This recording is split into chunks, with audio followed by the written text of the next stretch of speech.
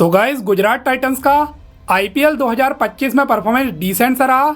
अब गाइज ये team playoffs तक तो पहुंचने में सक्सेसफुल हुई थी, लेकिन प्लेऑफ्स में गाइज जो एलिमिनेटर हुआ उसमें यह मुंबई इंडियंस के हाथों हार के फिर टूर्नामेंट से बाहर हो गई थी। अब ओवरऑल अगर आप इस सीजन की जीटी की स्क्वाड देखें गाइज तो मैक्सिमम एरियाज में जीटी ने अच्छा किया, लेकिन कुछ एक दो एरियाज ऐसे थे जैसे कि मिडिल ऑर्डर हो गया या गाइज डेथ बॉलिंग हो गई, वहां पे मुझे लगता है अगले ऑक्शन में जीटी को और इंप्रूवमेंट की जरूरत है, जिससे कि गाइज अगले आईपीएल के लिए इनका स्क्वाड और ज्यादा स्ट्रांग हो सके और वो टाइटल के लिए चैलेंज कर सके।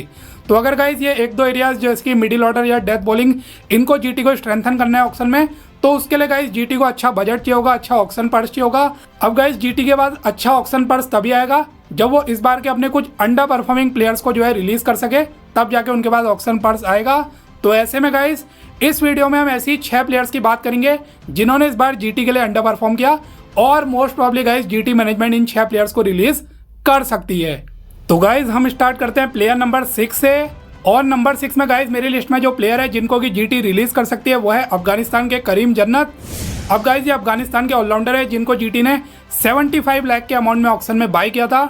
अब ओवरऑल तो गाइज ये पूरा सीजन लगभग बेंच में बैठ रहे, लेकिन बीच में गाइज जीटी ने इनको एक मैच में मौका जरूर दिया।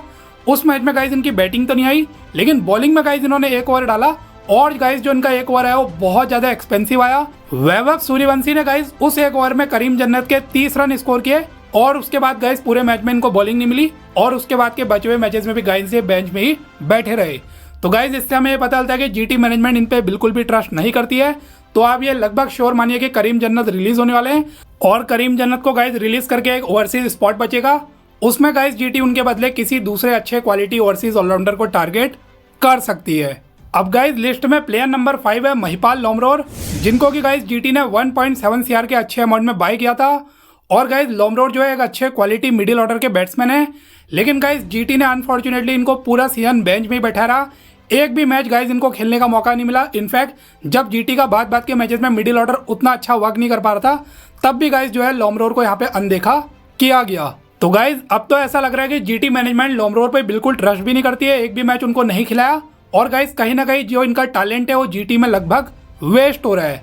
तो ऐसे में गाइज बेटर यही होगा कि जीटी लोमरोर को रिलीज करे और गाइज ये जीटी के लिए भी बेटर होगा, 1.7 CR मिलेंगे, लेकिन ये लोमरोर के लिए भी गाइज बेटर होगा क्योंकि जीटी में पूरा बेंच में बैठ रहे। कम से कम गाइज वो ऑक्शन के में जाएंगे, फिर वहां से कोई और दूसरी टीम उनको साइन करेगी तो वहां हो सकता है गाइज लोमरोर को भी मौका मिले। तो गाइज ये दोनों पार्टीज के लिए बेटर होगा। तो गाइज आप लगभग ये भी श्योर मान सकते हैं कि महिपाल लोमरोर भी यहाँ पे इस बार रिलीज हो सकते हैं। अब गाइज लिस्ट में प्लेयर नंबर 4 है ग्लेन फिलिप्स, जिनको कि गुजरात टाइटंस ने 2 CR के प्राइस में ऑक्शन में बाय किया था।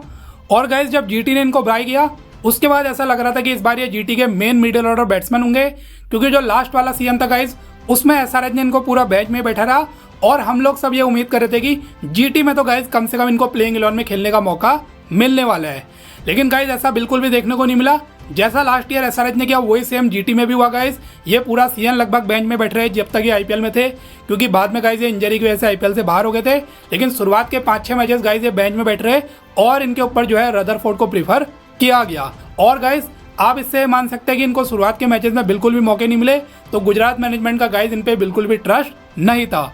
तो गाइज सिमिलर टू लोमरोर मुझे जहां तक लग रहा है कि फिलिप्स के लिए भी ये बेटर होगा कि वो जीटी से किसी दूसरी फ्रेंचाइज में जाए, ऑक्शन में आए, जिससे गाइज उनको रेगुलर मौके मिल सके और इनको रिलीज करके गाइज जीटी का भी बेटर होगा, उनके पास ऑक्शन पर्स में आ जाएंगे 2 CR।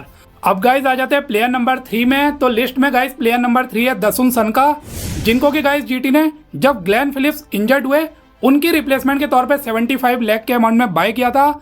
अब गाइज सनका भी जो है वो पूरा सीजन बेंच में ही बैठ रहे, एक भी गाइज इनको मौका नहीं मिला। वैसे ठीक ठाक ऑलराउंडर है, लेकिन गाइज जीटी मैनेजमेंट में इन पे भी ट्रस्ट नहीं दिखाया।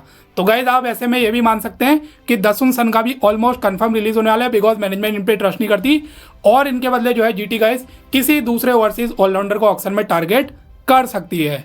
अब गाइज लिस्ट में प्लेयर नंबर 2 है ईशांत शर्मा, जिनको कि जीटी ने बाय किया था 75 लाख में ऑक्शन में। और गाइज आप जानते हैं काफी एक्सपीरियंस प्लेयर है, इस वजह से इनके पेस बॉलिंग डिपार्टमेंट में एक्सपीरियंस आएगा। तब गाइज ईशांत शर्मा की जीटी में एंट्री हुई थी और इनको गाइज काफी मौके भी दिए नेहरा जी ने। 7 मैचेस इनको इस बार खेलने का मौका मिला, लेकिन गाइज ये बिल्कुल इंपैक्ट नहीं डाल पाए। 7 मैचेस में ईशांत शर्मा के सिर्फ 4 विकेट थे और इकोनॉमी रेट गाइज इनका 11.18 का था, जो कि काफी ज्यादा हाई है और काफी ज्यादा गाइज ये एक्सपेंसिव साबित हुए थे। तो गाइज इन स्टैट को देख के आप समझ ही सकते हैं कि ये जीटी में ज्यादा सक्सेसफुल नहीं हुए, अब इनकी नेक्स्ट ईयर तक गाइज एज भी 37-38 हो जाएगी, तो ये बहुत ज़्यादा गाइज जीटी को वैल्यू भी प्रोवाइड नहीं कर पाएंगे। तो ऐसे में guys most probably Ishant Sharma भी रिलीज हो सकते हैं। इनके बदले गाइज 75 लाख जीटी को बचेगा, उसमें थोड़ा और अमाउंट करके, या गाइज इसी अमाउंट में जो है जीटी किसी दूसरे यंग इंडियन पेसर को टारगेट इनके बदले कर सकती है। अब गाइज बात कर लेते हैं प्लेयर नंबर 1 की, जिनके काफ़ी हाई चांसेस मुझे लग रहे हैं रिलीज होने के। गाइज वो प्लेयर है कगिसो रबाडा, जिनको कि जीटी ने एक बहुत बड़े प्राइस ऑक्शन में 10.75 सीआर में बाय किया था। क्योंकि गाइज पिछले कई आईपीएल से रबाडा जो है आईपीएल में लगातार सक्सेसफुल हो रहे थे, काफ़ी विकेट्स ये चटका रहे थे।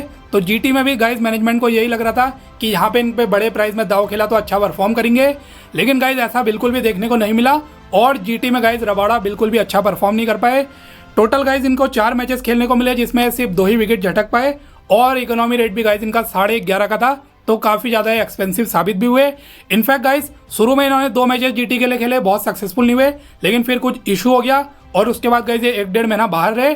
फिर गाइज ये बाद में 1-1.5 महीना के बाद आए जीटी में खेलने, फिर 2 मैचेस खेले और उसमें भी गाइज ये इम्पैक्ट नहीं डाल पाए।